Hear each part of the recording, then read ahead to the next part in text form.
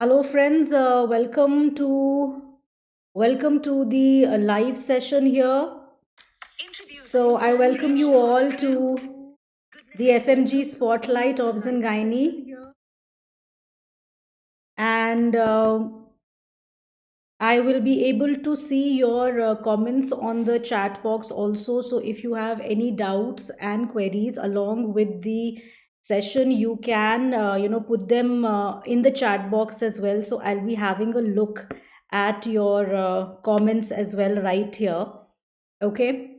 And FMG exam is just around the corner. So you have your exam on the 20th of January. And hopefully you're all ready and prepared and good to go. So what we have decided for this session is we will have an MCQ based revision. We will try to put in as many MCQs as possible into hours, right? So the most important MCQs from the topics that have been frequently asked in the recent examinations, and certain sometimes the topics are confusing also. So those topics are the ones which we will be looking at more deeply. Okay, so let's begin the session and let's start with the first question. Okay, so let's have a look at the first question here. Now, there's a 30-year-old nulliparous lady who's been married for 5 years, and she comes for some infertility treatment. Her tests for ovulation reveal that she is ovulating regularly and normally. Now, which of the following suggests that ovulation has taken place? So, your choices are high FSH or low basal body temperature, high LH, or high progesterone. So, which of the tests would suggest that ovulation has already taken place? And in this question they have just given you plain options. I mean, the timing for testing of ovulation is actually very, very important as well, right? So what do you think is the right answer right here? So I can look at the comment box for your options as well. So the correct answer to this question would be high progesterone, right? Because after ovulation, once ovulation takes place, corpus luteum releases progesterone. So that's why the answer to this question is high progesterone. And to check for ovulation, we check the progesterone on day 21 of the cycle. So we check it about 1 week prior to the expected menses, right? So that is the timing of testing that has to be done, right? High FSH will not test for ovulation. High FSH means that there is maybe possibility of ovarian failure. That is when there is high FSH, or premature ovarian insufficiency. So in that situation, the patient will present with amenorrhea, right? So high FSH is out of the question. As far as low basal body temperature goes, after progesterone is in the circulation, so after ovulation, progesterone is a thermogenic hormone. So after ovulation, body temperature rises, right? Or the basal body temperature rises slightly. So low basal body temperature is also not the correct answer. And high LH is not going to suggest that ovulation has already taken place. You see, when the LH peak occurs, right, after that ovulation is expected to happen. So we know that LH peak occurs, right, and after that ovulation occurs. After that ovulation occurs, right? So high LH, if we are finding in a woman around mid cycle, that means ovulation is expected to take place, it is about to take place, but they're asking ovulation has already taken place. So the best answer to choose is high levels of progesterone. So that is what we are going to check, and this is done by serum progesterone testing. Serum progesterone testing. Okay. Now let's have a look at the next question. A 35-year-old female presented with complaints of infertility, right? And she has a previous history of pelvic inflammatory disease also. The menstrual cycles are otherwise regular. Pelvic ultrasound is also normal and hormone levels are also normal, right? So what does it mean? The ultrasound is normal, there's no evidence of any polycystic ovaries. It doesn't look like that. Hormone levels are also normal, so most likely, of course, we are not expecting any anovulation, right? That is not our concern. Because of a history of pelvic inflammatory disease, I am suspecting tubal factor infertility. We are suspecting tubal factor infertility because of a history of pelvic inflammatory disease, right? Cycles are regular, ultrasound is normal, hormone levels are normal, so it seems, obviously, it doesn't look like an ovulation, right? So an ovulation is not expected. Had the cycles been irregular, if the cycles would have been irregular, we would have said, okay, she's having an ovulatory cycles, right? But right now in this patient, our main concern is tubal factor infertility. So what is the next investigation? Now in that situation, the next investigation becomes, should we repeat an ultrasound? No, ultrasound repeat is not necessary, right? Endometrial biopsy, if we biopsy the endometrium, we can, check for the evidence of tuberculosis, or we can also test for ovulation, right? If we see secretory changes in the endometrium. But as of now, I'm not suspecting an ovulation, so there's no need to do endometrial biopsy also. So we're looking at tubal factor infertility. We have to choose between hysterosalpingography and laparoscopy, right? Now laparoscopy is going to be an unnecessarily invasive test, okay? So it is, of course, the gold standard if you start evaluating for tubal factor infertility. But why to do such a, invasive testing? So we can begin with a screening test for tubal factor, right, to see if the tubes are patent or not, and that we can go by hysterosalpingography. So we are going to screen for whether the tubes are patent or not, and that's why the answer to this question becomes hysterosalpingography. So look at these HSG images. They are very fond of asking HSG images in your exams. So the image on the left, the first image here, is showing you that the uterus is absolutely looking normal, right? So you can see here that the dye is going into the fallopian tubes and it is coming out of the fallopian tubes on both the ends. So this is normal HSG. The tubes are open, the tubes are patent, right? However, in the middle image, if you see, the dye is only filling the uterus. It is not coming out of the tubal ends. In fact, it is not even entering the fallopian tubes, right? No dye at all entering into the fallopian tubes. So this is bilateral cornual block. This looks like bilateral cornual block, right? And the image on the right here, you can see the dye is entering into the uterus, and then the dye is getting inside the fallopian tubes as well, but it is collecting inside the fallopian tubes, right? These are distended fallopian tubes with the dye inside. It is not coming out nicely like in the image on the left, like normal, right? So this is bilateral distal tubal block, right? And what are these swollen pouches that are seen? These swollen pouches are basically the fallopian tubes, right? This could be a hydrosalpinx, this could be a pyosalpinx, or this could plain and simply be just, distorted tubal anatomy. So this could be various possibilities, but it could be hydrosalpinx also, right? So whenever we have an abnormal appearance on HSG, if you have any abnormal appearance on HSG, it needs to be confirmed, and the confirmation will be achieved by performing a diagnostic laparoscopy, by going for a diagnostic laparoscopy.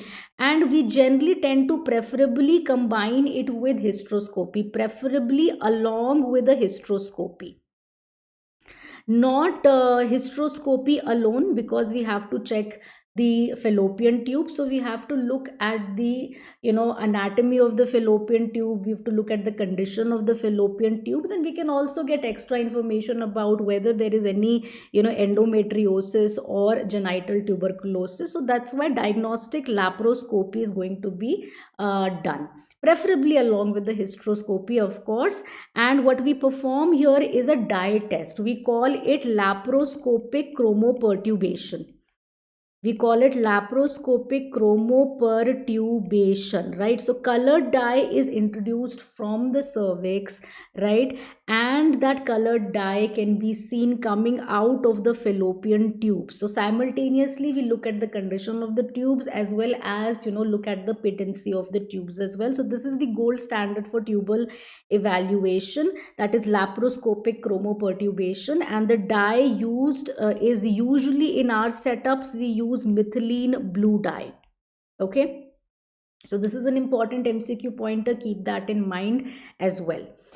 Now, there are certain other important MCQ pointers which you should keep in mind, as far as they are asking you a lot of questions on infertility, especially on the basic workup of infertility. Like, for example, they have often asked you questions on what are the tests for ovulation, which are actually done in clinical practice, because the list is long, but you have to remember the ones that we are doing. So serum progesterone, like I explained to you, is done on day 21 of the cycle in a woman who has a 28-day cycle, right? So basically 1 week prior to the expected menses, 1 week prior to the expected menses, right?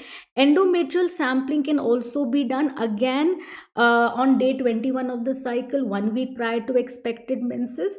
And if on endometrial sampling on day 21 we are supposed to see secretory changes, if ovulation has taken place, we will be able to see secretory changes. But endometrial sampling is something that we routinely don't do just for checking ovulation, because it is unnecessarily invasive. The simplest way one can check is serum progesterone. This is a very simple blood test. So this is the simplest and most commonly used, right? Now, urinary LH testing can be done, but this will be able to, predict that ovulation is about to happen. Ovulation is about to happen. So mid-cycle, around day 12, 13, 14, we ask the woman to go for urinary LH testing kits, are available in the market, right?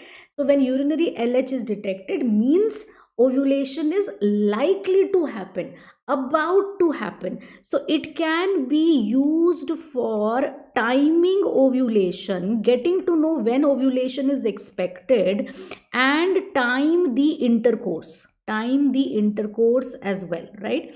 And the other thing is follicular monitoring, that can be done on transvaginal sonography. Follicular monitoring is generally done when we are at the same time giving ovulation induction drugs also to the patient. So follicular monitoring can also be done to look for ovulation. Then there are tests for ovarian reserve, which are generally reserved actually for women who are older. So older than 35 years of age, we generally do the ovarian reserve test also, in which we can do serum inhibin, serum FSH, serum estradiol levels on day 3, right? So day 3 antral follicular count can be done. This was also an MCQ in your FMGE examination. So on day 3, if the antral follicular count is less than 4 in both ovaries combined, then that is actually meaning poor ovarian reserve.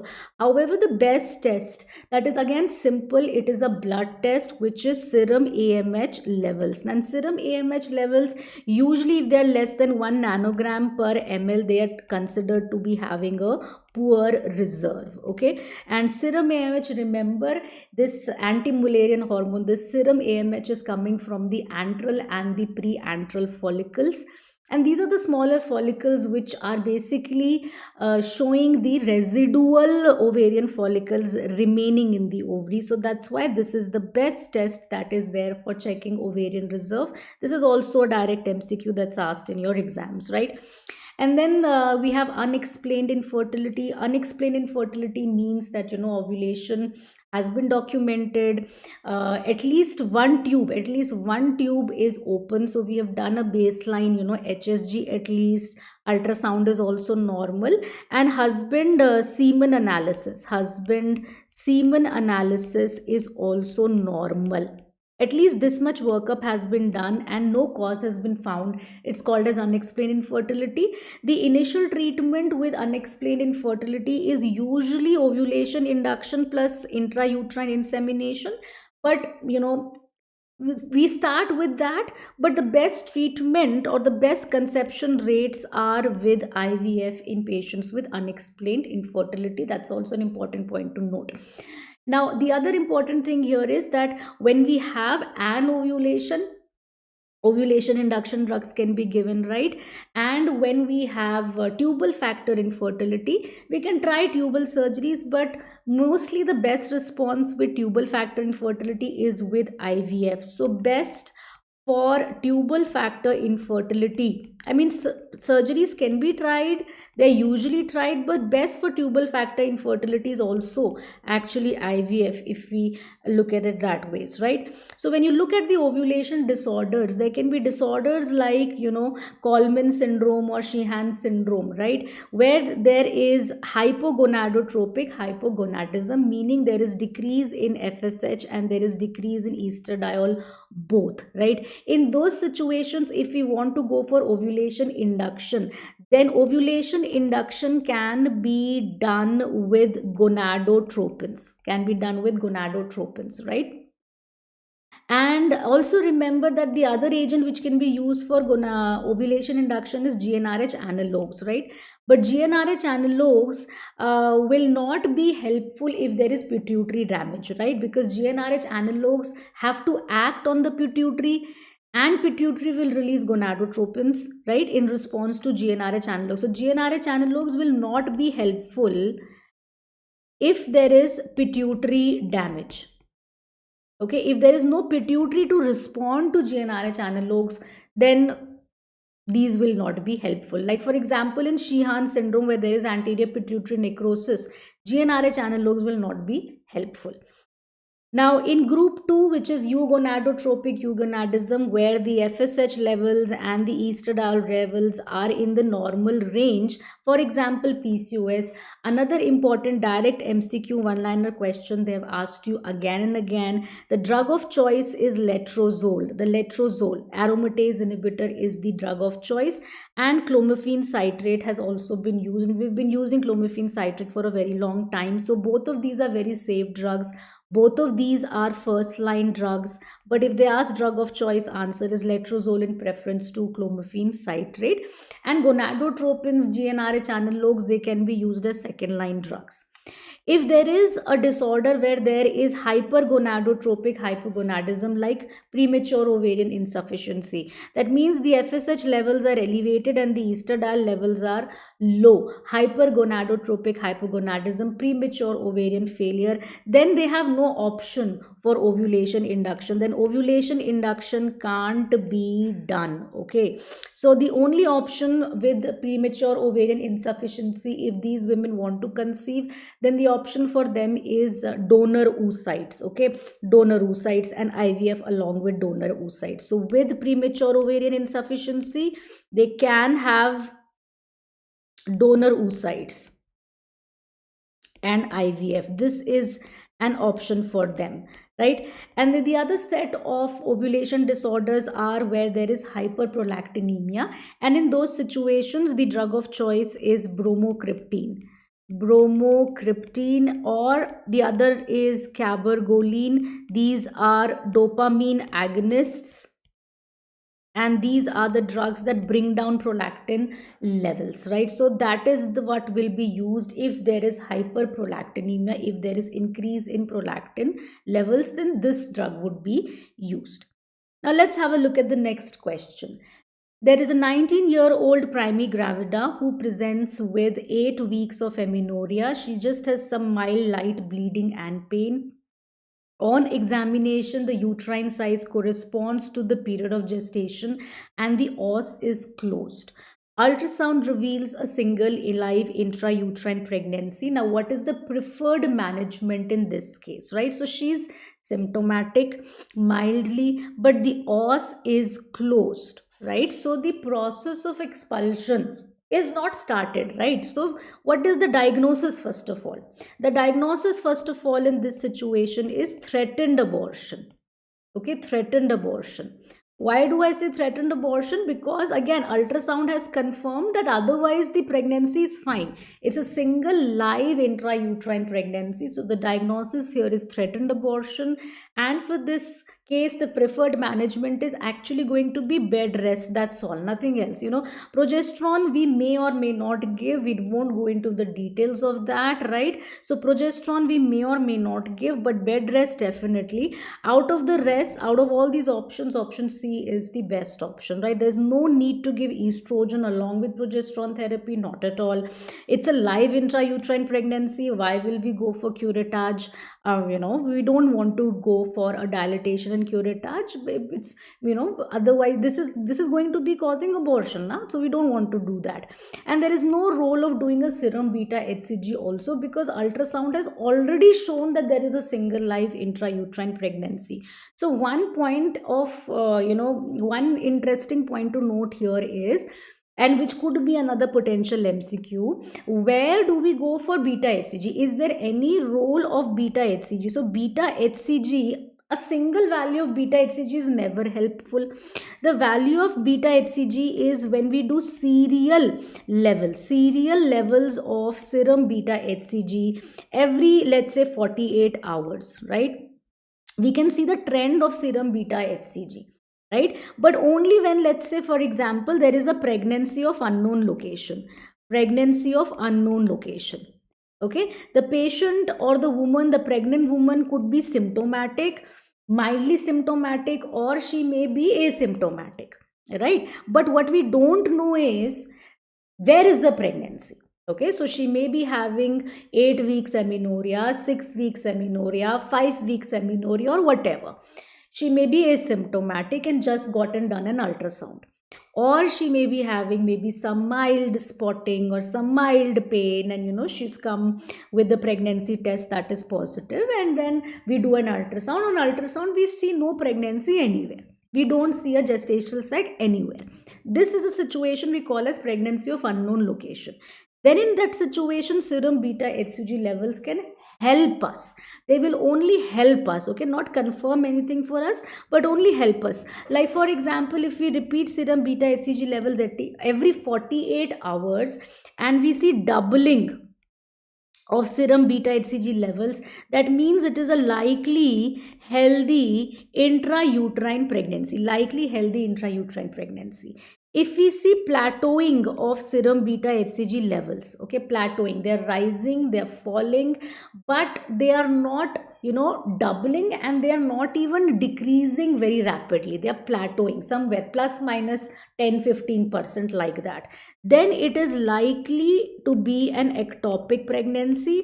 And if they are showing a decline which is more than 50%, at least more than 50% decline in 48 hours, it is likely a failing intrauterine pregnancy, or likely an aborting pregnancy. So keep that in mind as well. So this is the utility of serum beta HCG, and you can understand in this particular situation there is no need, because ultrasound is already showing us an intrauterine pregnancy, right? So remember this flow chart that will help you attempt questions on the clinical types of abortion. So just like in the previous case, in threatened abortion, the bleeding PV is also mild, pain may or may not be there, the vitals are obviously stable because the woman is not bleeding too much, and the uterus site is going to correspond to the period of gestation, and the cervical os is going to be closed.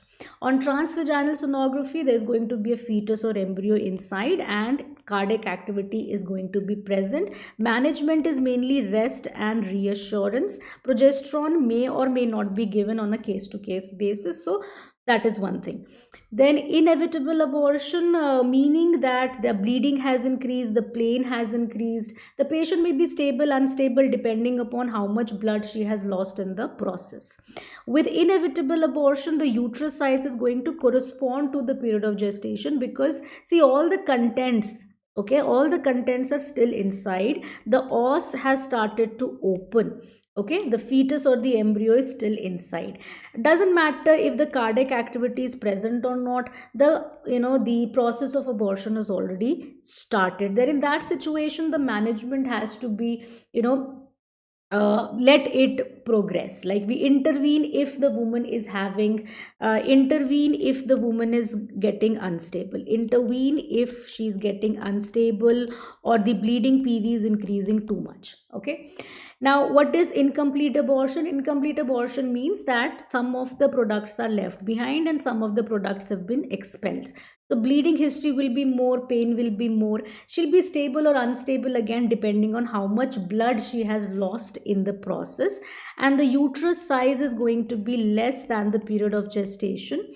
And the os is usually going to be open. In fact, sometimes, we can feel the products of conception in the vagina. Maybe we can feel the POCs in the vagina as well on clinical pelvic examination as well. And if we do an ultrasound, we can find that there are POCs inside the uterine cavity as well, products of conception inside the uterine cavity as well. In these situations, evacuation of the uterus by surgical methods is usually needed. Now, what is complete abortion? Complete abortion meaning that the process of abortion has completed, all the products have been expelled. So there is a history of bleeding and pain, but now when at presentation, the bleeding and pain has now stopped. She may give a history of passage of fleshy mass also, and she may be stable or unstable depending on how much blood she has lost in the process. The uterus size is going to be much less as compared to the period of gestation, because the products have already been expelled.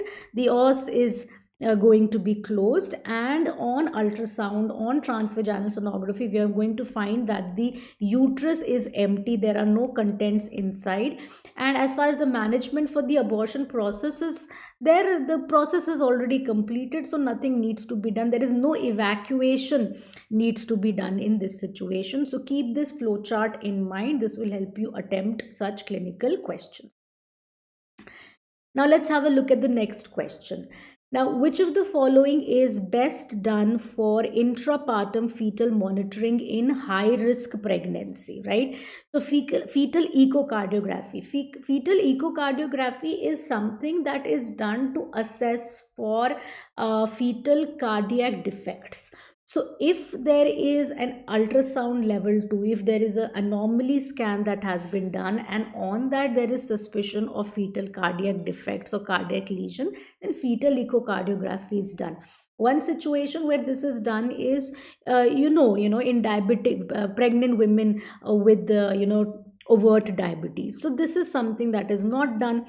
Then fetal scalp blood pH is also to check for if there is any fetal acidosis that is developing, but it is actually done when there is already evidence of fetal distress, or when there is already abnormal fetal heart rate pattern. So this is something that is not going to be done for intrapartum fetal monitoring in all high risk pregnancies, right? So this is something that is not done. You've not seen this being done in our labor rooms, right?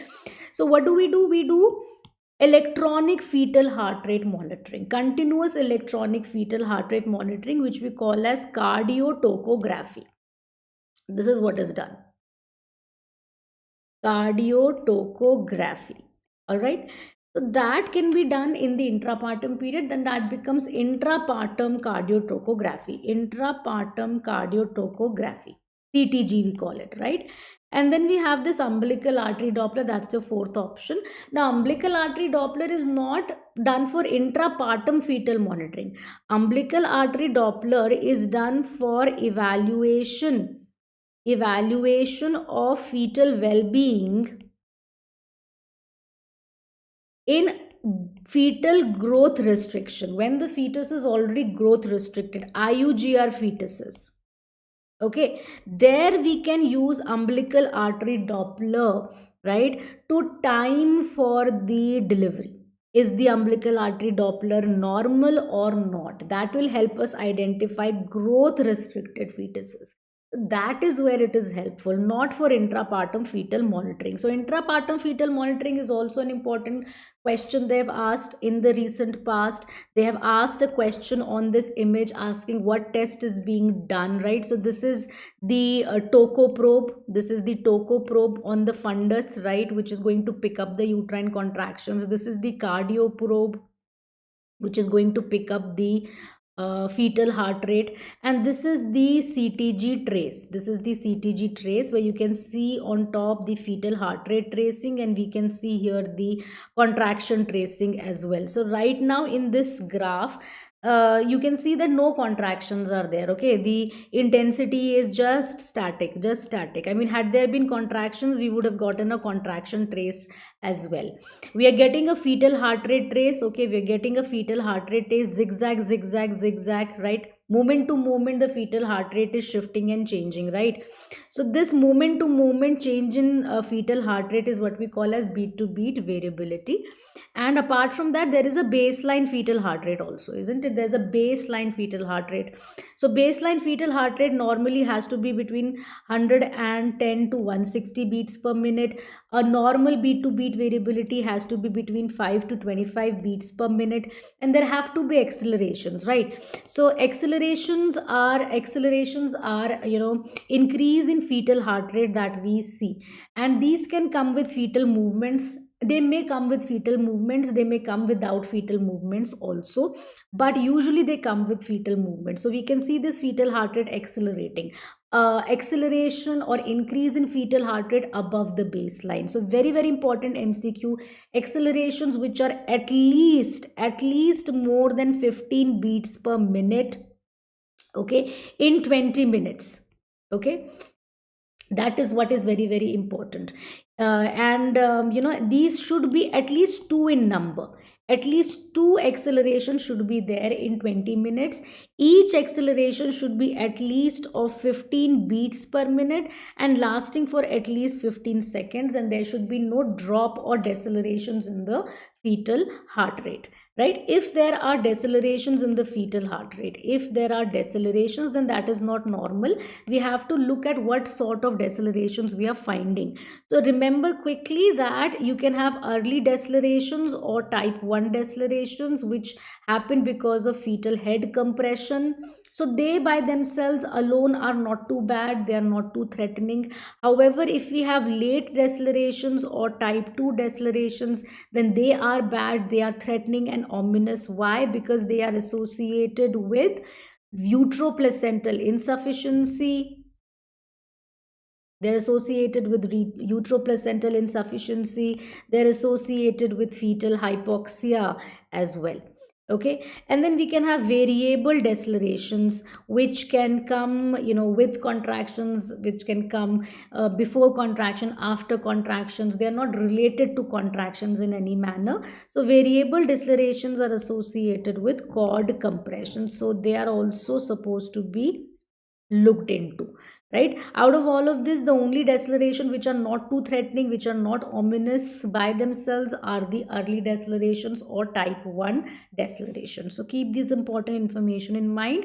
Apart from that, they've also asked you in the recent exams questions on biophysical profile, right? So for example, if there is a patient who comes with the complaint, she's an antenatal patient for example, and she comes with the complaint of that she is not perceiving fetal movements. So if a woman comes with the complaint that I'm not able to perceive fetal movements, then there are certain steps that you have to take. First, you have to auscultate the fetal heart. Is she not perceiving fetal movement? Why? Because is the fetus already dead? So you have to auscultate for the fetal heart at least. Okay, if you're able to auscultate for the fetal heart, then we have to perform the fetal well-being tests. Now the two fetal well-being tests that we use most often in clinical practice is the modified biophysical profile. Modified biophysical profile includes non-stress test, that is NST, along with amniotic fluid index, right? So NST, this non-stress test, is done, NST or this non-stress test is done using this same CTG machine. Same CTG machine we use, NST is being done using this same CTG machine. Okay, so in that situation, when we do it antenatally, then obviously she is not getting contractions at that point in time, right? So non-stress, what is non-stress meaning? No stress, no stress of contractions is there. That is what it basically means. Okay, and along with that we do an NST for 20 minutes, and along with that we do an AFI. We check on ultrasound, amniotic fluid index, right? And let's say, for example, if the modified biophysical profile is abnormal, then we can go for the full biophysical profile. And the full biophysical profile is what we call as the Manning score, right?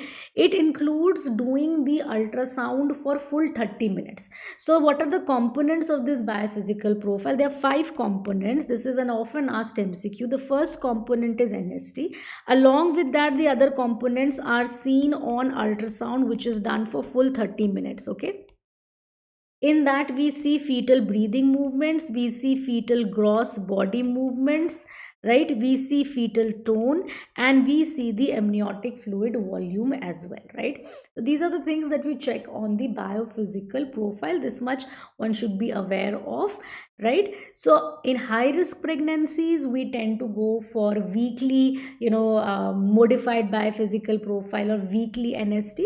Otherwise, if a woman comes with the complaint of decreased fetal movements, then of course we go ahead and perform these tests for antenatal well-being of the fetus. So this is another important point that you should remember, right?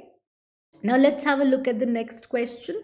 The next question is asking you which is the most cost effective screening for cervical cancer. Now see, in low resource settings, that is why they're asking you cost effective screening. See, with pap smear, you'll need to have a pathologist, you'll need to have a path lab, analyzing the sample, getting out the reports and everything.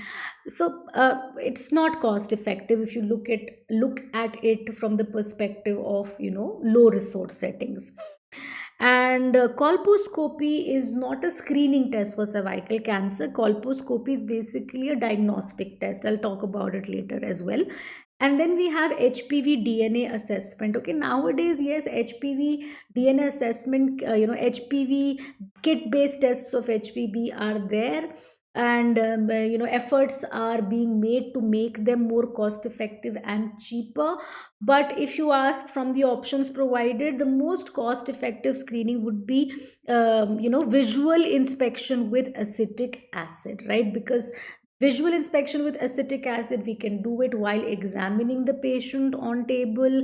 Gynecologist can do it herself, the doctor can do it herself or himself, right? So only we need a speculum, we need a white light source, we need 5% acetic acid, and we can identify the abnormal area on the cervix like this. So this is an image of visual inspection with acetic acid. This is a white area on the cervix, and this is most likely the abnormal area. Abnormal area looks white, right, on applying 5% acetic acid. So it has to be diluted.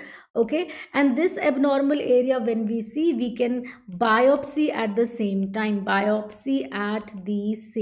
so that is an advantage in low resource settings, because patient may not want to come back again and again, first for screening, then for colposcopy, then for diagnosis.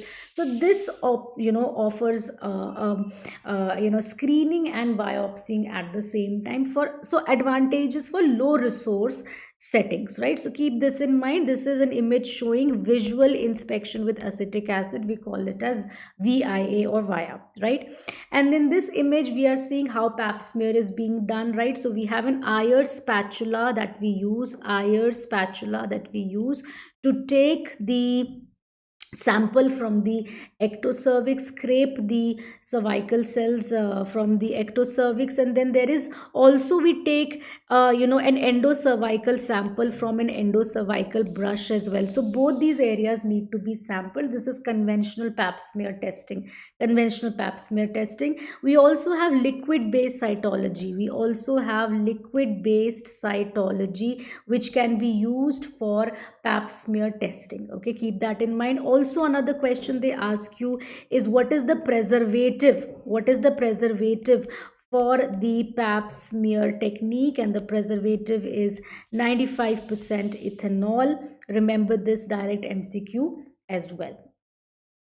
And this is an image showing colposcopy. So colposcopy allows for seeing the cervix, the vagina, the vulva, all the areas that are accessible, right? All the areas that we can see from the naked eye can also be seen by colposcopy. Just like a telescope, we can get a magnified view. We can get a magnified view of the area under concern. Area under concern meaning you want to look at the cervix, you want to look at the vagina, you want to look at the vulva.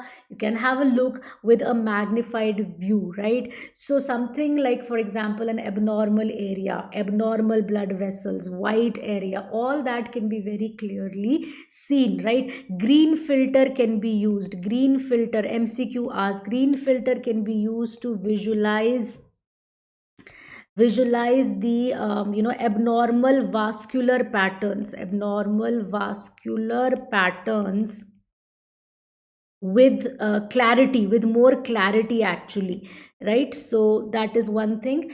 And once we see the abnormal area can be biopsied, abnormal area can be biopsied. So the use of colposcopy is to identify the abnormal area to biopsy. So this colposcopy is like a diagnostic test. Okay, diagnostics test. So colposcopy is done if the screening test is positive. So if your screening test for cervical cancer is positive, then we go for a colposcopy. Screening test positive, then we go for a colposcopy.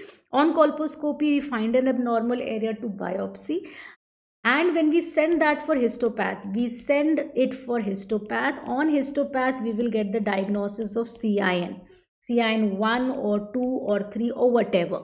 Okay, so CIN is mainly a histopathological diagnosis, right? So we can get a diagnosis of CIN 1, 2, 3 depending on that, and depending upon what is the degree of CIN, we decide on the treatment management.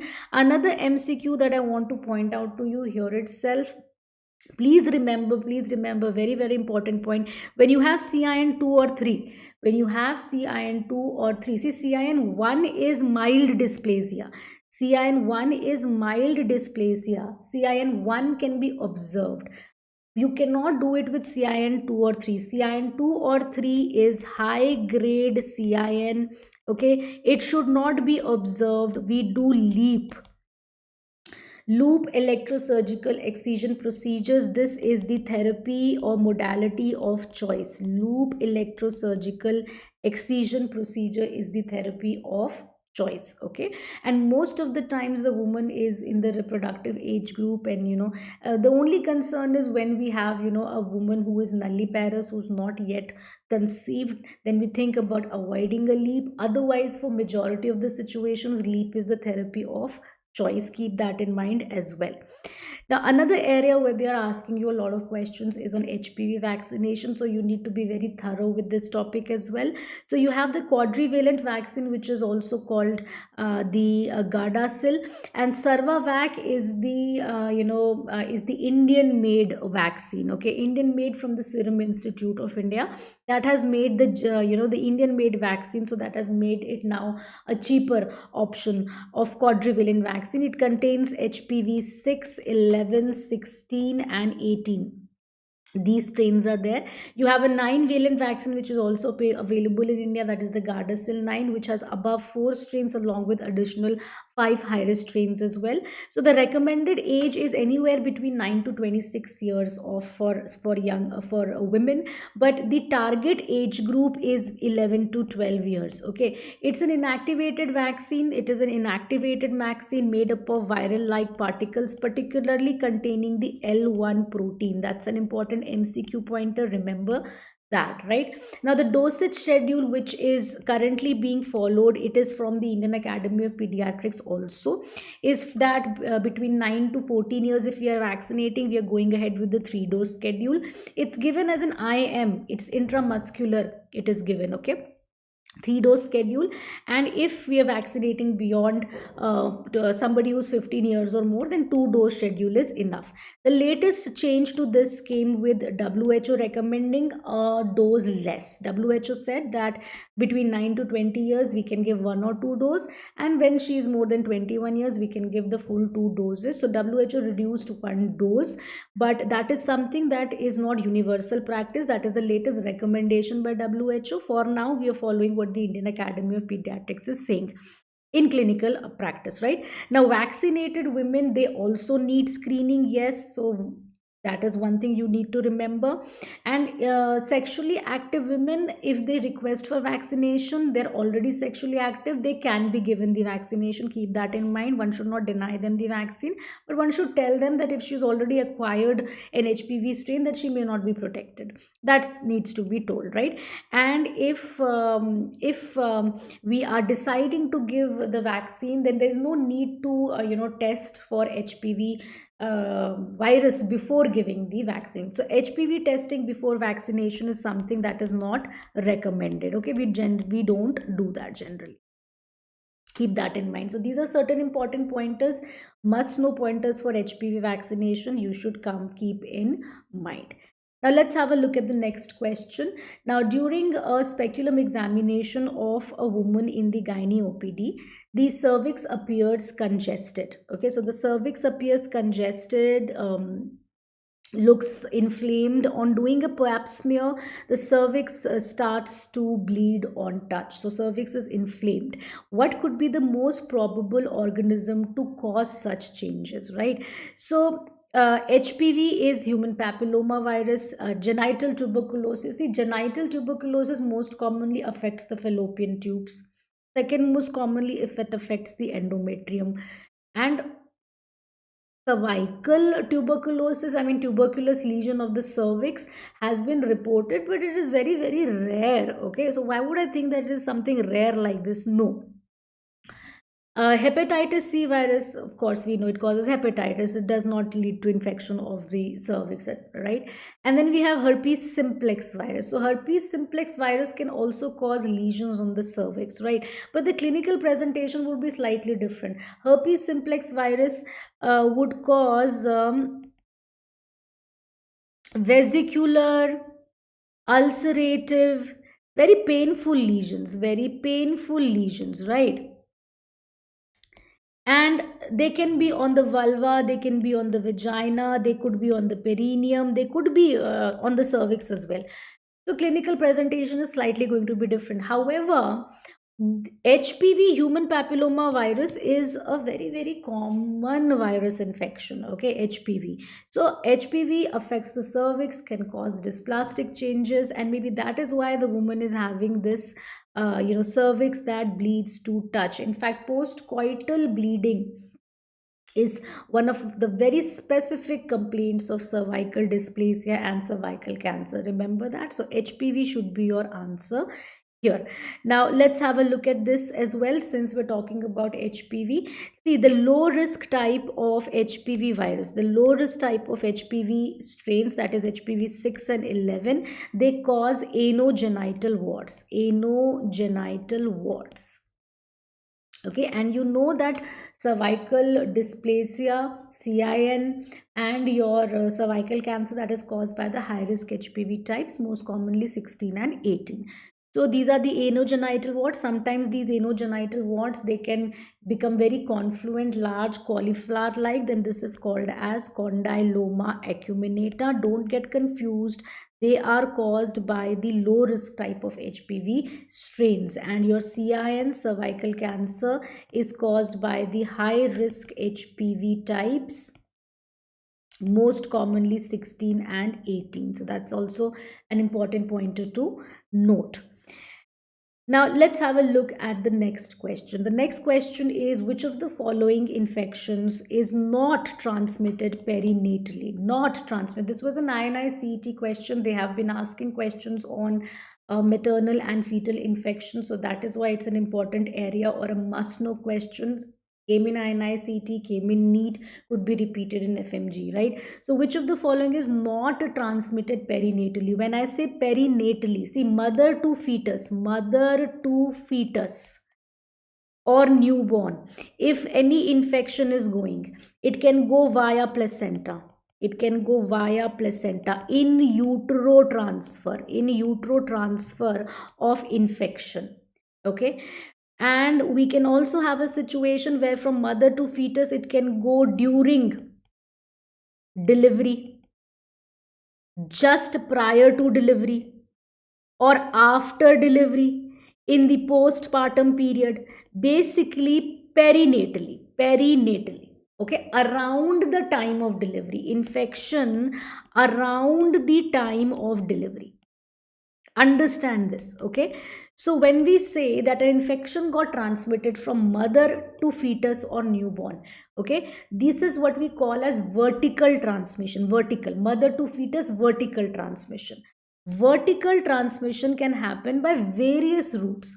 One is via placenta, in utero transfer. The other is around the time of delivery. So around the time of delivery, through the secretions in the genital tract, through the blood that is there. So that ways it can get transmitted around the time of delivery. Now understand and answer which if the following is not transmitted perinatally. Herpes simplex virus, right? These the vesicles or the ulcerative lesions of herpes, if the woman is having around the time of delivery, they can get transmitted to the newborn child. They can get transmitted during the course of delivery. Similarly, hepatitis B, similarly HIV, they are transmitted perinatally. Okay, CMV is mostly CMV is transmitted in utero, but CMV can be transmitted perinatally also. However, rubella, on the other hand, rubella, the most teratogenic of infections, rubella, is transferred in utero only. Remember, recall that the maximum risk of transmitting rubella to the newborn, remember, recall that maternal infection with rubella in the first 12 weeks, okay, carries the highest risk of congenital rubella syndrome. Okay, in fact, when the infection happens, when maternal rubella infection happens after 16 weeks, the fetus is generally safe. So rubella infection among these options is one that is not transmitted perinatally. So remember this important point as well. Okay. Now, let's have a look at the next important question I have for you. So let's look at this question. Now, there's a 30-year-old multigravida at term in active labor in vertex presentation. She undergoes cesarean section for arrest of active phase of labor. This information is already given to you, right? They have shown you a partogram, and this is the WHO modified partogram image. Partogram is an important topic for FMGE. They often ask you questions on partogram. So we're going to quickly look at the key important aspects, right? So what is the likely cause of her situation? So you can see here, let's just decipher, let's just understand this graph here, okay? So just look at this. The time is given here, 2 p.m. 2 p.m. She was 4 centimeter dilated. Then she was getting 3 contractions in 10 minutes. See, the number of boxes is 3. That means she's getting 3 contractions in 10 minutes, 3 in 10 minutes. And the boxes are covered with slanting lines. That means she's getting moderate contractions. Okay. two contractions in 10 minutes, two contractions in 10 minutes, three contractions. And if the dots are filled, then these are mild contractions. And if the boxes are covered, like shaded completely, so these are three boxes, these are four boxes that have been shaded completely. So over a period of time, you will realize that she is getting initially moderate, then mild, and then good contractions. So between 6 p.m. to 10 p.m., okay, she's been getting very good contractions. So 6 to 10, that means 4 hours of good contractions she's already getting. If you look how her dilatation is progressing, so for 4 centimeter till 6 p.m. she's only 6 centimeter, and then she progresses till 8 p.m. she progresses, becomes 10 centimeter dilated. But you can see here that the alert line has already been crossed, and the dilatation is definitely slower, but the dilatation has managed to reach 10 centimeters. Somehow, slowly, she's managed to reach full dilatation.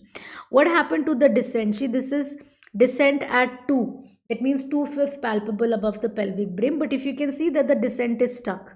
The descent is stuck. Even with good contractions, no further delivery happened, no further descent happened. So this is her partogram. What is the cause of her situation? Is it because of inadequate uterine contractions? We just saw the contractions are good, so it's not because of inadequate uterine contractions. Is it because of uterine tachysystole? Uterine tachysystole means more than 5 contractions in 10 minutes. Tachysystole means more than 5 contractions in 10 minutes. She's not getting more than 5 contractions in 10 minutes, right? So that's not your answer. Is there a malpresentation? Malpresentation could also be a reason, but they're already giving you this information in the question that it is a vertex presentation. Vertex presentation is not a malpresentation, right? So it is not a malpresentation, right? So what is the possible explanation now? See, power, okay, power meaning contractions, power, okay, okay. As far as the presentation goes, that is also fine. So as far as the passenger goes, vertex presentation, fine. So maybe that there is some discrepancy between the size of the pelvis and the fetus size, okay. So that is what we call as cephalopelvic disproportion. So that is the most likely explanation. So we've eliminated all the other options. We've come to the conclusion that the most likely cause of a situation, that despite good contractions, despite getting 4 hours of good contractions, even though she was in vertex presentation, why the delivery did not happen? There was arrest in active phase of labor. Most likely explanation is cephalopelvic disproportion. So keep that in mind. Very important pointer. So the key important one-liner pointers for your FMG that you should remember when you are analyzing the WHO modified partogram, or sometimes they can be direct one-liner questions also from this topic. Remember that the plotting begins at 4 centimeter. For a modified WHO partogram, plotting begins at 4 centimeter and beyond, and latent phase is not included in the partogram. The distance between the alert line and the action line, this distance between the two is 4 hours.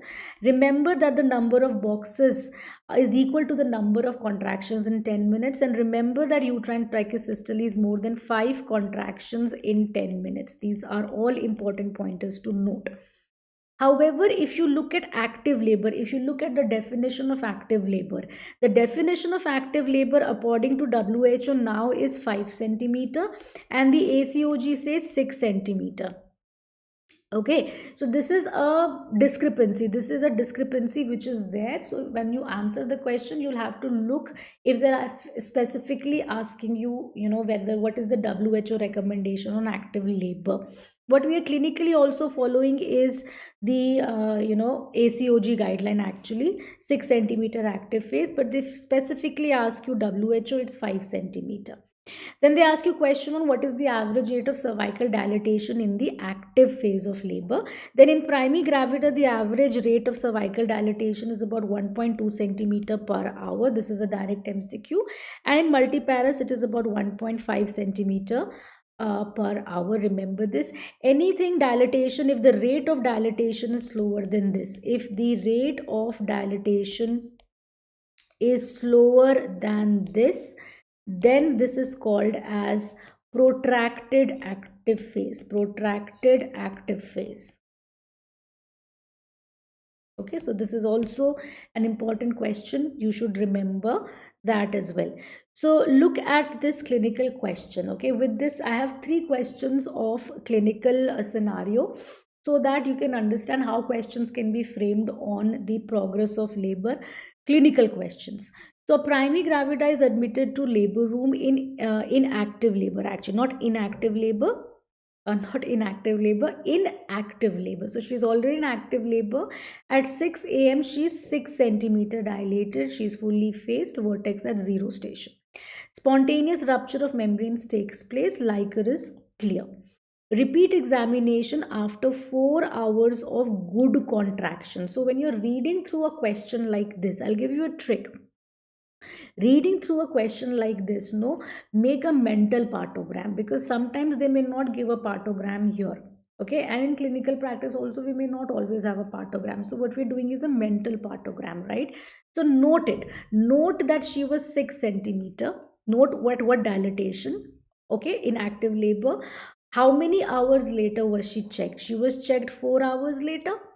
4 hours of good contraction she was getting. Okay, and now the cervical dilatation is only 7 centimeter. So now you know that between 4 hours only 1 centimeter dilatation, this is definitely slow, right? This is slow dilatation. This is protracted slow dilatation, protracted active phase dilatation, basically slow dilatation. Why is the labor slow? Why is it slow? Is it slow because she's getting poor contractions? Because the first thing that you should think of is the three P's. Remember, power, passage, passenger. So the first P you think is contractions. Okay. So she's getting good contractions. They are telling you she's getting good contractions. So even after good contractions, if the progress is slow, what could be the reason? What do you want to assess for? You want to assess for CPD. You want to assess for malposition. You want to assess for malpresentation if you have missed out a malpresentation earlier. So you reassess for occipito-posterior position and CPD. Don't jump ahead and do a cesarean section directly. Okay, cesarean section will be done. Cesarean section will be done. Let's say if there is arrest of active phase dilatation. So I'll tell you when to do a cesarean section. So cesarean section indication is she's already 6 centimeter. She's already 6 centimeter. Membranes have been absent, right? She's getting good contractions for 4 hours. And there has been no change in cervical dilatation. There has been absolutely no change in cervical dilatation. This is what we call as arrest of active phase dilatation. It is stuck. Now this is a situation where cesarean section can be justified. Right now she is progressing slowly. So reassess. Let us reassess. That is what we need to do. Right now what we need to do is not cesarean section. Something we'll not do straight away. Oxytocin, if she had poor contractions, if there is slow progress, if the contractions were inadequate, then we would have done oxytocin augmentation. Okay, but here she's already getting good contraction, so no need for oxytocin augmentation. And reassess right now, because the progress has already been slowed. So reassessing after 4 hours is too late. So the best answer to choose here is reassess right now, right? So remember this question, and remember this is how you're going to attempt such questions and answer with logic. There's no ratification in such questions. Now let's have a look at the next question. This is a clinical situation of second stage of labor. Now you're examining a multigravida, let's say in the second stage of labor, for the past 2 hours.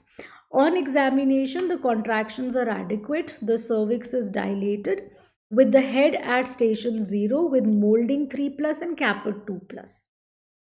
Again, make a again, just follow it like a picture. Okay, second stage of labor, she's already fully dilated. Okay, how long has she been like that? How long she has been fully dilated? Past 2 hours. It's already been 2 hours. So 2 hours multigravida, it's already prolonged second stage. It is already prolonged second stage. Okay, already prolonged second stage. Contractions are adequate.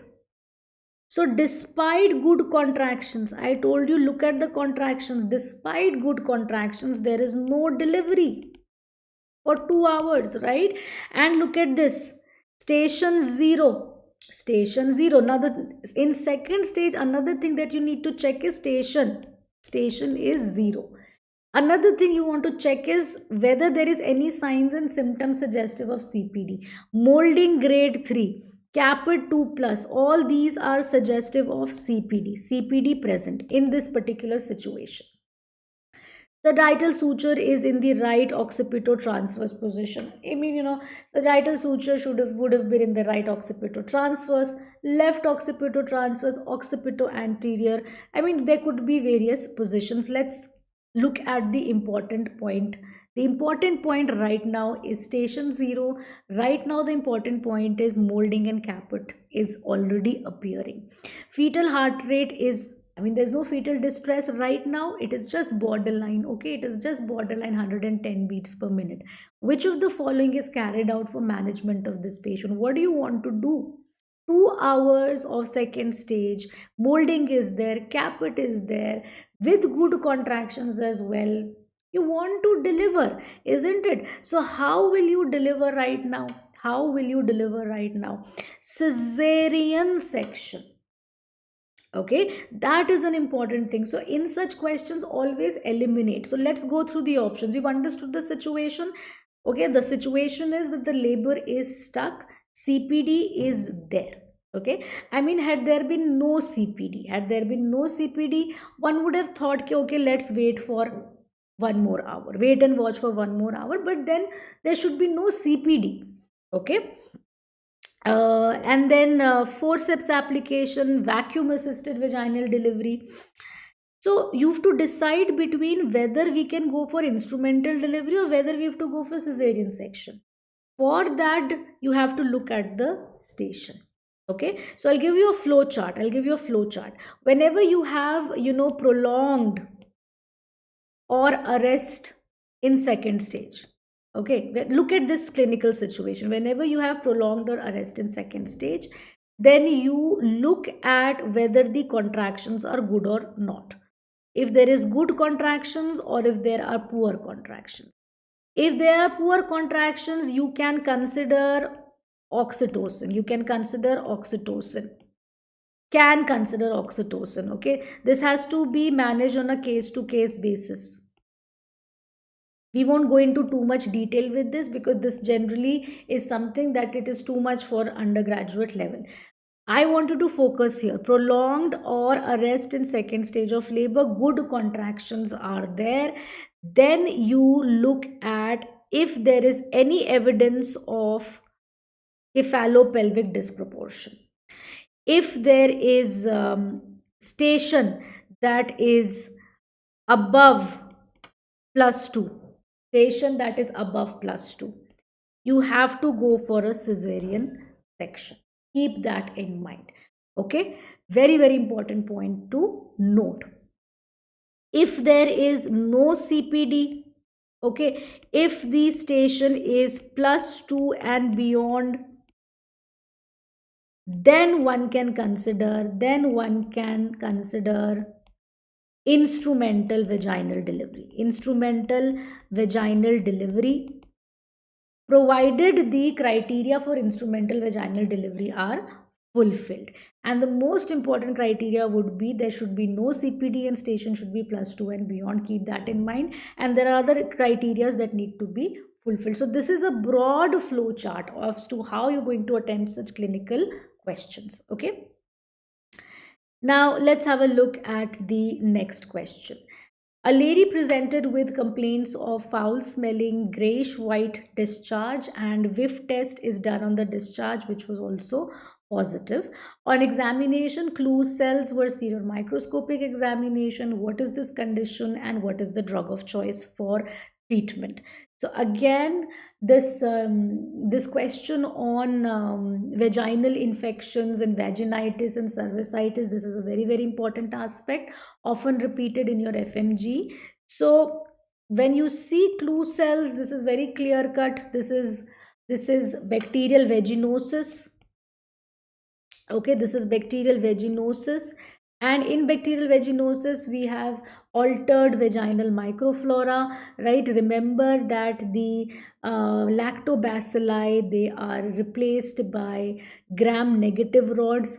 There can be variety of gram negative rods, like urea plasma, mobilincus, but Gardnerella vaginalis is something that is most predominant. So remember, this is what they're talking about, Gardnerella vaginalis. They've not given bacterial vaginosis, maybe to confuse you, but remember that this is the gram negative rod which is most often found, and the treatment for it is this metronidazole group of drugs. So trichomonas is also treated with metronidazole, but it presents differently. Candida is a fungal infection treated with fluconazole, but presents differently. And doxycycline, gonococci and doxycycline. Actually, with gonococci, you treat with ceftriaxone and doxycycline, or ceftriaxone plus azithromycin. But in this particular case, it will present with cervicitis. So gonococci or chlamydia for that matter are going to present with cervicitis or cervical infection. Here they are not telling anything about the cervical infection, so they are basically clear cut question, clue cells they have given. So the answer is this.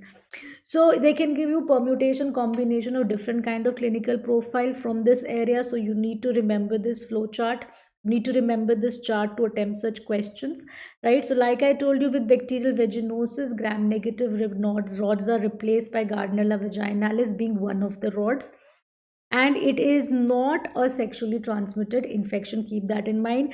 The vaginal discharge is thin, grayish white, often coating the vaginal walls, and there's a lot of foul smelling. There's a lot of foul smelling discharge. Okay, and itching is absent. Very important point. The vaginal pH is alkaline, and the wet smear shows the presence of clue cells. Since it is not an infection, the wet smear will not show any WBC, so there will be no WBCs. The whiff test is positive. The gold standard test is Nugent score, which is done on gram staining, but in clinical practice, gram staining is usually not required. We can make the diagnosis of bacterial vaginosis by looking at the characteristics of the discharge, by checking the vaginal pH, by checking the wet smear, and by checking the whiff test. In clinical practice, this much, looking at this many criteria is enough. What is this criteria called as? This is the clinical criteria for bacterial vaginosis, which is called as the Amsel's criteria. Amsel criteria is the clinical criteria for bacterial vaginosis. It's enough to make the diagnosis. 3 out of 4 are present, the diagnosis of bacterial vaginosis is made. We generally don't need to go ahead and do a gram stain.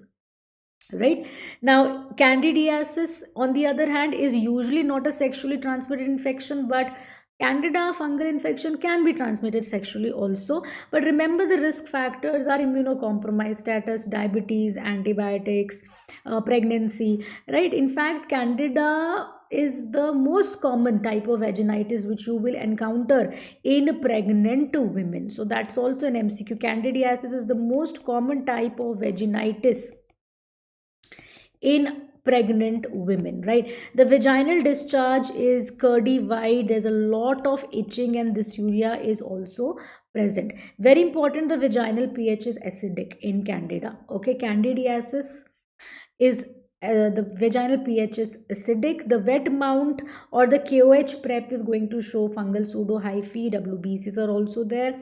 A whiff test is negative, and the gold standard is culture. But again, clinical practice, it's not necessary to do culture all the time.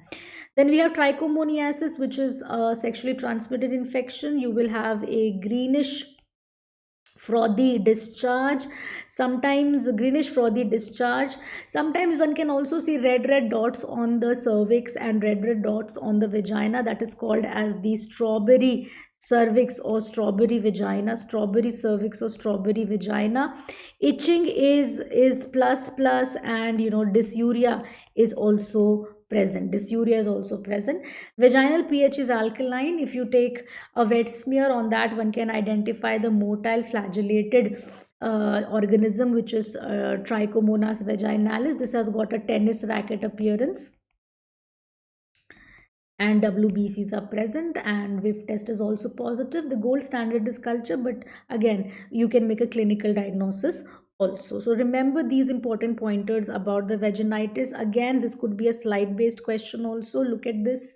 This is a pap smear slide. Actually, this is a pap smear slide actually, on which we are seeing these vaginal cells studded with bacteria. So these are what are clue cells. These are what are clue cells. Clue cells are nothing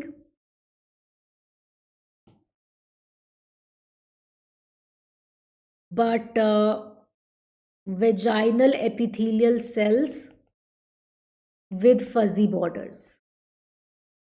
Okay, and they have fuzzy looking borders because they're studded with the gram negative rod. So this is an important image based question which can be there in your FMGE examination also. Now let's have a look at the next question. Now all of the following are true statements regarding the instrument shown here except. Now look at this instrument again. Abortions is a very important topic for you people, so I have a couple of questions on abortions which we need for the last moment revision, right? So this instrument that you are seeing is a handheld syringe. This is the MVA syringe. Okay, remember that with an MVA syringe, which is the manual vacuum aspiration syringe, manual vacuum aspiration syringe has got two valves. Okay, so it has two valves. All right, now this one which has two valves is used for MTP till 12 weeks. It generates a suction that is creating a suction pressure of about 600 mmHg, exactly 660, but yeah, close, 600, 660, close enough. Pressure generated around 600 mmHg is enough to evacuate a uterus, or take out the contents of a uterus which is around 12 weeks in size. And like it's in the name, manual vacuum aspiration. It can be used without electricity, yes. Its capacity on the other hand is not 30 ml, its capacity is around 60 ml. So its capacity is 30 ml. That is the incorrect statement. Its capacity is 60 ml. Now on the top of this syringe here, we are going to attach a disposable cannula, and that disposable cannula is this. This is the Carman's cannula. Remember this image. This is the Carman's cannula, right? It has openings on both the ends, right? And Carman's cannula come in various sizes. Okay, the size of the cannula used is equal to the size of the uterus, or let's say the weeks of gestation.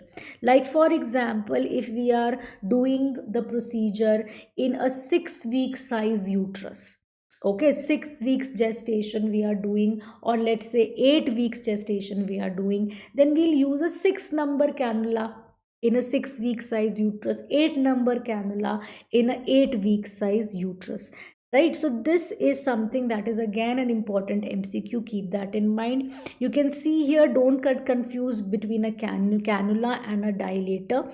This is a dilator. It is metallic that we use. It is not hollow. These are the cervical dilators. These are the cervical dilators, right? And this is the top one is Hawkin-Ambler's dilator, and the lower one is the Hagar's dilator. Okay, so we can dilate from both the ends, and both the ends don't have the same size, keep that in mind. Okay, and the size of the cannula, the size of the, sorry, the size of the dilator, like for example if it is 6 number dilator, okay, size of the dilator, for example number 6, okay, that is equivalent to the diameter of the cannula in at the end, like this is 6 end here, so this is going to be equal to the diameter, size is going to be the number that is there is equivalent to the diameter of the dilator in millimeters. So that is also an important point that you should keep in mind. And the same logic applies, that the size of dilator that we are going to use is roughly going to be equal to the size of the uterus or the weeks of gestation. The same logic we are going to use.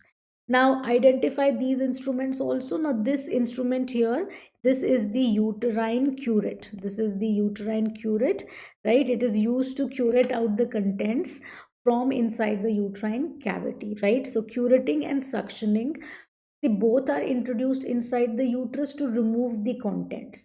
With suction, we have to use a suction apparatus. With a curette, we don't have to use a suction apparatus, but we can, scratch and curette out the contents of the uterine cavity. That's curette. And the procedure is uterine curettage then.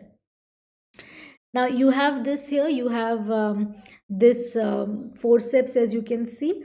The forceps are held, they have no latch, they have no latch. And the mouth of the forceps, look at the mouth of the forceps, is like a cup shaped, okay, hollow cup shaped. Okay, so they can be introduced inside the uterine cavity, opened, and then grasp the contents and then brought out. So these are called as ovum forceps. They are also utilized in dilatation and evacuation procedures, which are done for medical termination of pregnancy purposes. Okay, so these are ovum forceps. So these are important instruments to identify. Again, figure based identification of instruments important for your FMG. Now let's have a look at the next question. Very, very important. Again, they've been asking you a lot of questions on the most recent update of the MTP Amendment Act, because now it is also in use. So this is what came in 2021. The termination of pregnancy is allowed till how many weeks, right? So now they are asking you very deeper questions into this. So keep this in mind. Very, very important. It is now allowed till 24 weeks. Earlier it was 20, now it is 24. But again, there are certain important points which you still need to know. Very, very important points. Highlight them. Consent of the woman is the most important consent. Okay, if the woman is a minor, okay, or if the woman is not of sound mind and cannot give her own valid consent, then consent from a legal guardian is taken. But otherwise, consent of the woman is most important. It is allowed till 24 weeks, right? For the first 20 weeks, one registered medical practitioner opinion is enough. Okay, between 20 to 24 weeks, two registered medical practitioners opinion is going to be required. See, it is opinion, doesn't necessarily mean that two people will perform the procedure. Only opinion, the two registered medical practitioners should be of the opinion, and they should agree that abortion is justified when the period of gestation is between 20 to 24 weeks. Very, very important for failure of contraception. If the indication is failure of contraception, then MTP is allowed only till 20 weeks for a woman and her partner. So the law does not differentiate between married and unmarried women anymore. Okay, keep that in mind. Now, it is also allowed till 24 weeks only in exceptional circumstances, not all situations. Okay, so allowed till 24, yes. But when allowed till 24 weeks, let's say in rape survivors, incest survivors, minors, mentally challenged, or when there has been a change in marital status, that means, let's say, widowed or divorced, right? So these are certain situations, these are exceptional circumstances where it can be allowed till 24 weeks. And the upper limit, 24 week limit, can only be relaxed in one situation. Beyond 24 weeks it is allowed in cases when there is, such fetal anomalies, such substantial fetal anomalies that the child, if born, will not be able to survive at all, or will be severely handicapped, and that too if it is approved by a medical board. Okay, so approved by medical board will consist of a gynecologist, will consist of a radiologist, a pediatrician, and the medical board will decide that okay, she's beyond 24 weeks, maybe there is some substantial fetal anomaly, and the abortion is just. So these are certain important pointers that you should must know regarding the MTP Amendment Act of 2021. Next question. Now, which of the drugs are used for medical abortion? So, mifepristone and methotrexate. So, methotrexate can be used, but it is something that we generally don't use in clinical practice. So, what do? We use mifepristone 200 milligram and misoprostol 800 microgram after 48 hours. That is the correct. Regimen. Okay, so methotrexate not used, okay. Methotrexate has abortifacient properties, but it is something that we are not using in clinical practice. The government of India recommends for MTP mifepristone and misoprostol 800 microgram after 48 hours. This is for first trimester medical abortion. Misoprostol 200 milligram, mifepristone for this is the absolutely wrong schedule. In second trimester also remember, it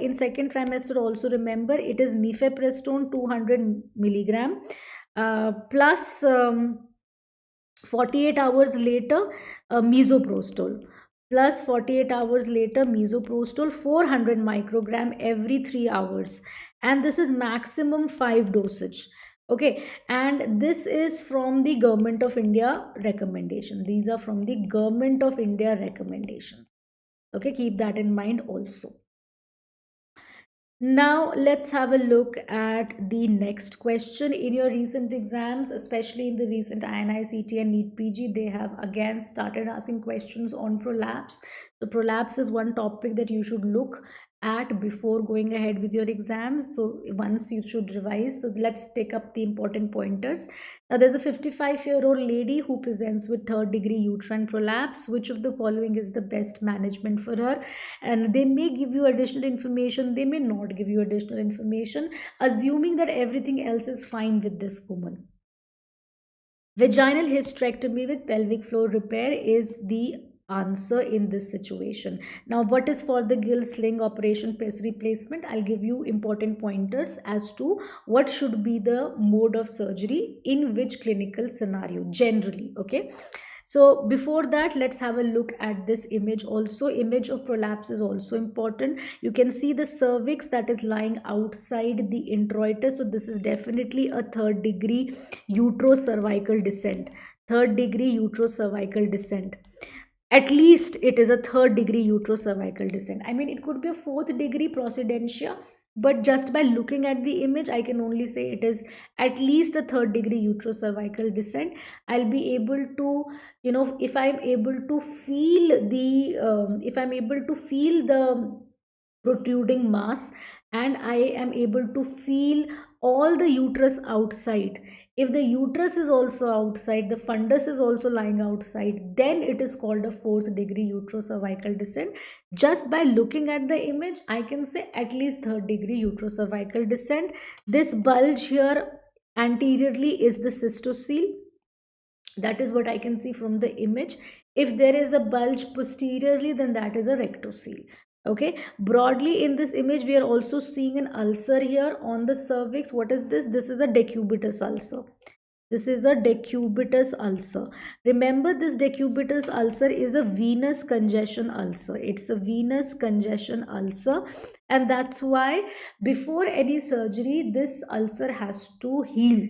Only then we attempt a surgery. So how is it treated? It is treated, this ulcer has to be treated first by vaginal packing. Vaginal packing with glycerine and acryflavin. Okay, so this glycerine and acryflavin ointment is going to help with the inflammation and the healing, but primarily vaginal packing. So that pack has to be put inside the vagina, and this prolapse has to be pushed back in. It has to be repositioned. So the venous congestion is is resolving. That has to be ensured. So this is the treatment that is going to be done, and this has to be done before going ahead with the surgery. Now, what are the surgeries for pelvic organ prolapse? Remember, in a postmenopausal woman, it has to be vaginal hysterectomy with a pelvic floor repair. The pelvic floor repair is going to include anterior and posterior colporrhaphy, anterior and posterior colporrhaphy, and perineorrhaphy. Perineorrhaphy, repair of perineal body also, and repair of the defects. That is what means by pelvic floor repair. Procedure to suspend the vault and enterocoele repair is always done along with the vaginal hysterectomy. We always do a procedure to suspend the vault, or simultaneously we can go for the enterocoele repair also. That is called as McCull's scaldoplasty. You should be remembering these names, okay? And then the third is obliterative procedures, where the anterior and posterior walls of the vagina are obliterated, means closed. The vagina is closed off. These are called as colpoclysis. Colpoclysis procedures. That is only recommended for those women, let's say, who are not surgically fit candidates.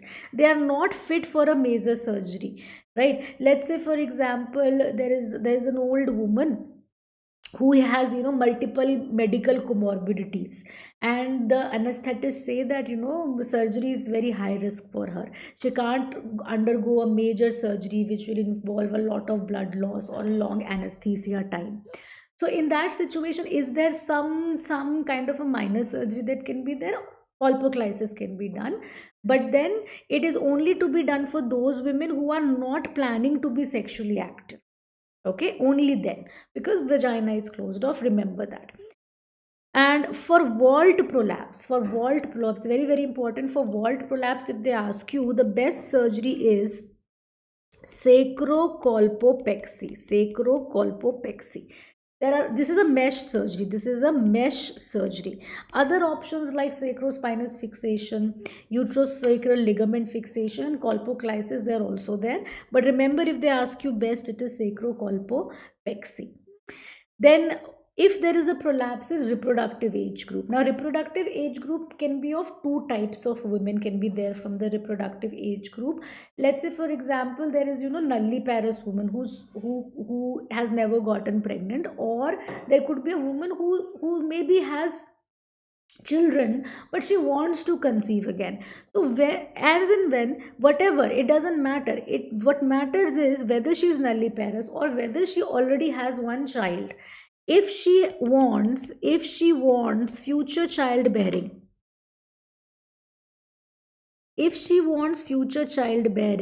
the procedure of choice has to be sacrohysteropexy.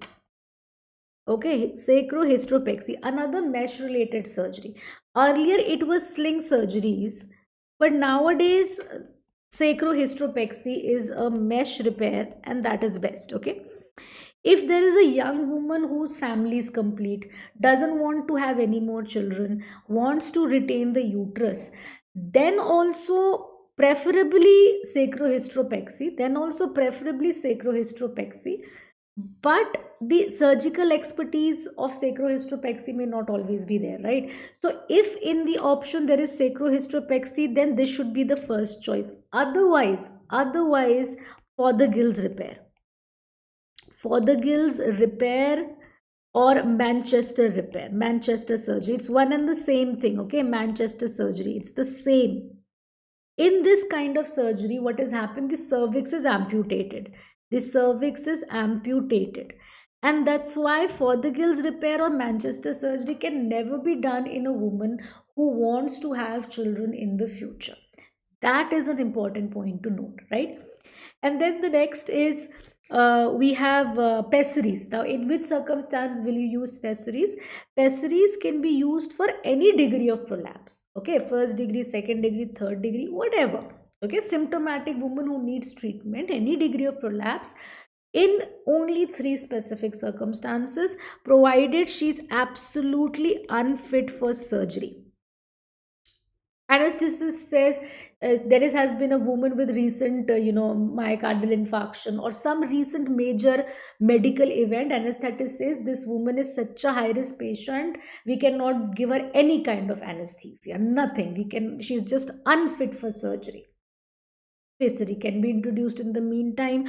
Or let's say she's unwilling for surgery, patient is unwilling for surgery, so in the meantime, for her symptomatic relief, then pessaries can be given. Or let's say in pregnancy and puerperium, if there is a prolapse during the pregnancy and puerperium period, then pessaries can be used, because that is the time when we don't go for surgical repair. So keep these important indications in mind.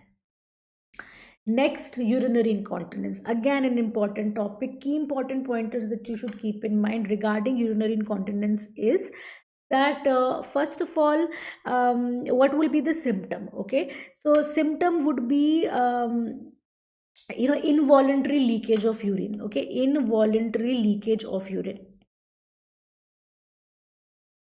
And the kind of urinary incontinence that we see most commonly, and most commonly especially in younger women. Okay, in younger women you see stress urinary incontinence. Okay, with periods of stress, like stress meaning any activity that increases the intra-abdominal pressure, like coughing or sneezing or laughing too hard, that increases the that causes the involuntary leakage of urine. It is associated with urethral hypermobility or intrinsic sphincter deficiency. MCQ that they've asked in your exam is what should be the initial treatment. The initial treatment should be pelvic floor strengthening exercises. That is always tried first. Pelvic floor strengthening exercises like Kegels exercises. Okay. So Kegels are tried first, but if they ask you what is the surgical procedure of choice, then the surgical procedure of choice nowadays are the mid-urethral sling surgeries, mid-urethral slings. Mid-urethral slings can be the transobturator tape, or they can be the transvaginal tape, TVT or TOT. These are basically mid-urethral sling. These sling surgeries, they are the most, this is the image showing a transobturator tape, and this is the most accepted procedure of choice. There are other surgeries which were done in the past, like retropubic urethropexy, where the proximal urethra was suspended. So you just need to remember the names. There was a Bursch Colpo suspension, or there was an MMK procedure. These are procedures which are technically more difficult to perform. They give good results, but they have their own complications and they have their own advantages and disadvantages. So currently procedure of choice is the mid-urethral slings. Okay, so these are the important areas that we have discussed in this session for today, and these are the most important MCQs that I could gather. Okay, and with this we are going to end our discussion here.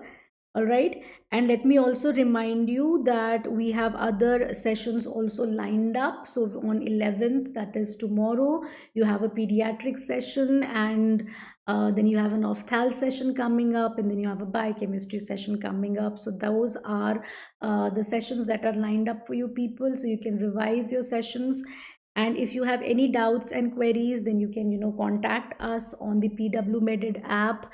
You can post your comments and your doubts on the YouTube video as well, and you can reach out to us on our Telegram channel as well with your doubts, where all the faculties are responding to your doubts and queries. So feel free to contact us there.